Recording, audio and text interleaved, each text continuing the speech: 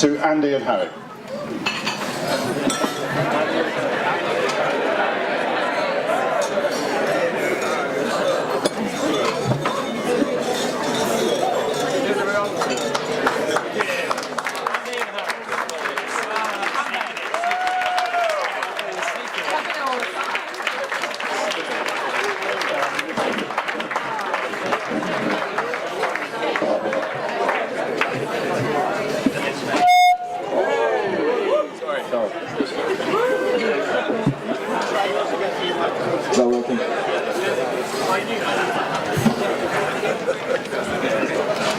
Okay, thank you very much, Bill. Fantastic.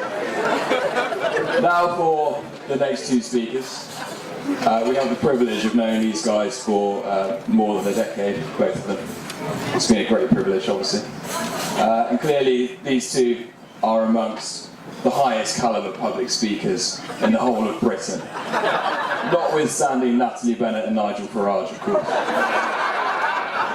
We just want to make certain that obviously it's such a big celebration that everybody remains entertained at all times. So we wanted to reassure you that during the speeches we will be providing alternative entertainment on the lawn, some board games, some newspapers should you find yourself a little bit restless at any point.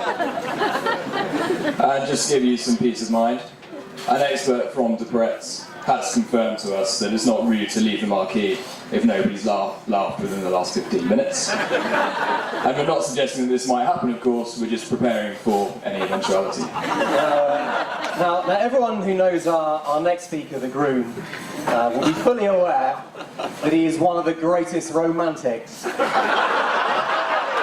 our generation.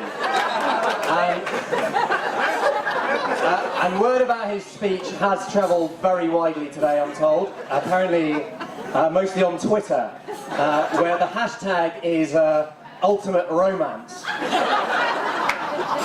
Yes, and we've heard a rumour that when Andy tested his speech on one of the bridesmaids yesterday, she did in fact faint and require hospital treatment due to the raw power of his writing.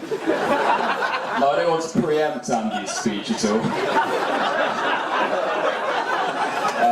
But the bridesmaid in question did comment that it was like hearing the timeless romance of Shakespeare, delivered with the conviction of Martin Luther King. So, gentlemen,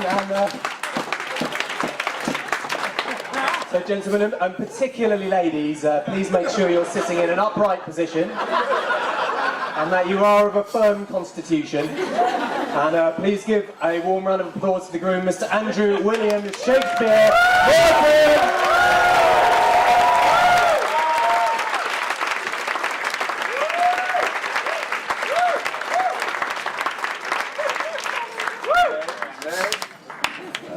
Thank you, Dove and Fipsy. Hard to believe one of you is still single.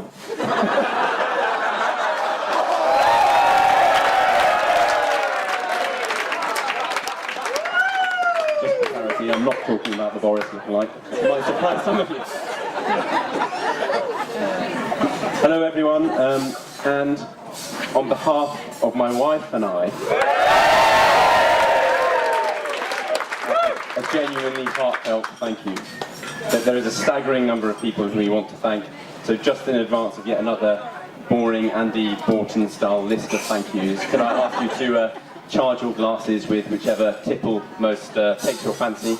I know some of you have already done the vodka, so maybe not that. Firstly, I need to thank Anne for producing my beautiful bride.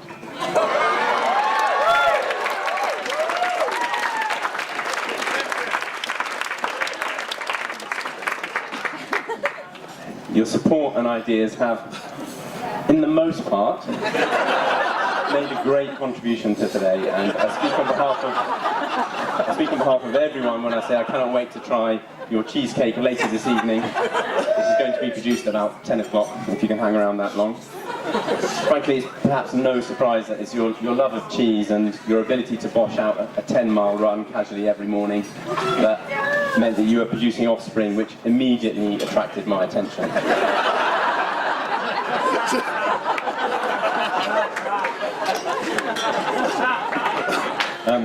Before I thank Bill, I think, well, it might well have been covered already, but it's in my speech. I'm pretty inflexible in these inventions.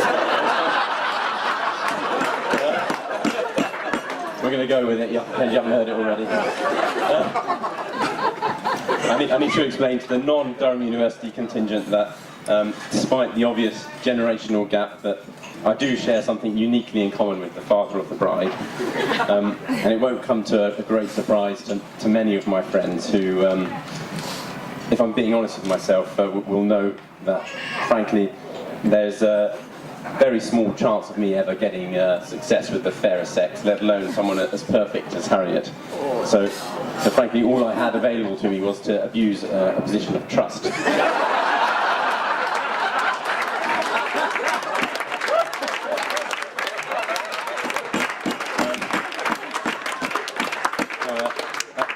A pastoral peculiarity of Durham University life is that in your second year, if you're very lucky, you are gifted a college daughter.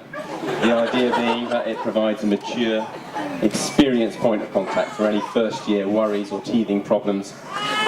Anyway, what can I say? A drunken snog in Clute, and 8 years later, here we are.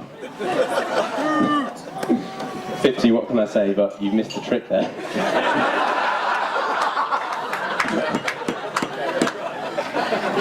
Bill, joking aside, the effort you have made for today has been truly Herculean, and if it wasn't enough that you've probably worked most of your adult life just to pay for tonight, over the last few months you've almost put Harriet to shame in terms of the productivity and the volume of things that you produced, from the table numbers to the order of service. Pretty much everything you see around you, Bill has touched, and frankly over the last 2 months I've begun to realise why it is that Harriet refers to herself as the apple of her father's eye, and I'm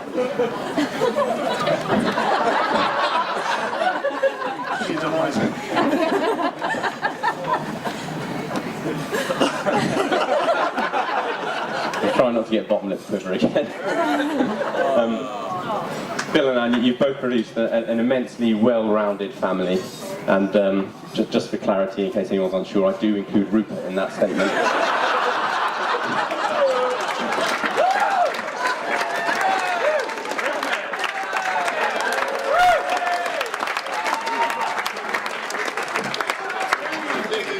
I'm sure if there are any parents in the room, they are viewing you today with a slightly green tinge in their eyes, and thank you.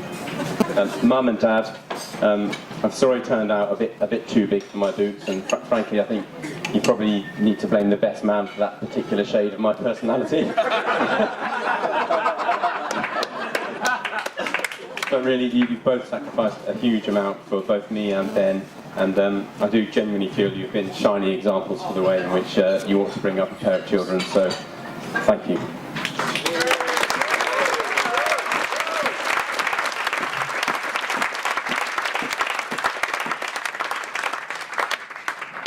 I love you both very much, and frankly, at the very least, at least one of us turned out normal. I'm referring to Ben. Just referring to Ben. Talking of Ben, you are single, wealthy, successful, a good-looking young media professional. You are fun-loving, artistic, athletic.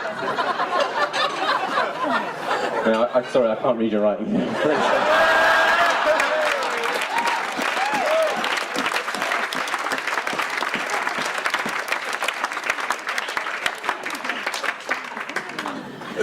Nanny Ivy, Nanny Joe and Grandad Bob, it's very sad that you are here without your lifelong partners here this evening, and it's a great shame that Grandad Bill, David, Betty, Mary and Lit are not here with us tonight, and their absence cuts quite sharply against the backdrop of the happy day that we've both had, and I want to say just thank you two for being here and for all you've done for both of us over the last few years.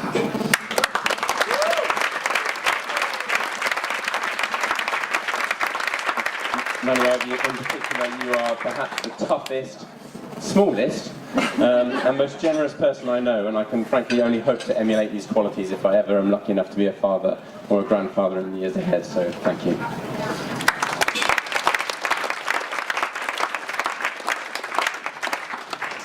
Dan, Fipsy and Dove, Simon Cowell, Alison Deck, Mel and Sue. You are all three very dear to me, and it has been a great honour to have you help us over the last few weeks, 48 hours. You've all been a great help. I say that. Dan has been living in Singapore for the last couple of years, so frankly he was picked for the best man on the basis of his jawline. And I did have a sentence in here about please don't leave us, but then Dan's already done that, he lives in Singapore, so all three of you mean a lot to me, and thank you. The bridesmaids, Kat, Katie and Charles, you look absolutely beautiful.